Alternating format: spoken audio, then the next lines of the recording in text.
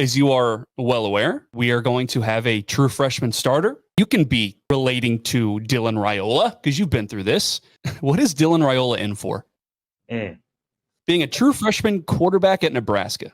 There's so many things that you can't really explain or coach. You just have to experience them.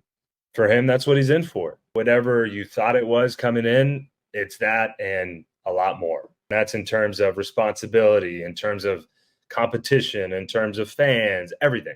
It's more. Everything I've heard and seen, he's more than equipped to handle it. I'm excited. I think it'll be an interesting challenge, but if you care about it, you're willing to stick through it, through adversity, and not have to be loved and not have to be liked all the time, because that'll happen. There'll be tough times. Even on the damn 10-0 Nebraska teams, they weren't liked, like it's coming. Yeah. It's coming. It's a circle. You know what I mean? There's cycles in this.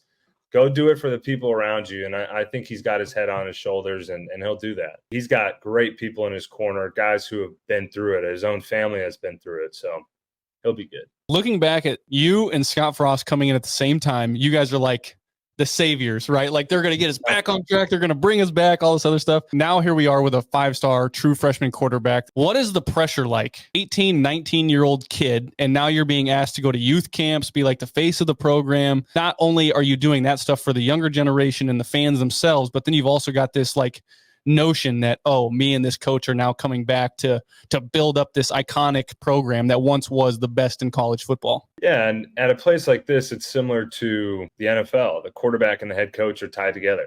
I pray that they have a great relationship. They're willing to work through some of the tough times, and Coach Rule's experience will help a lot in that matter. But the pressure, I'd say ignorance is bliss. I think for a freshman, I think he'll be all right.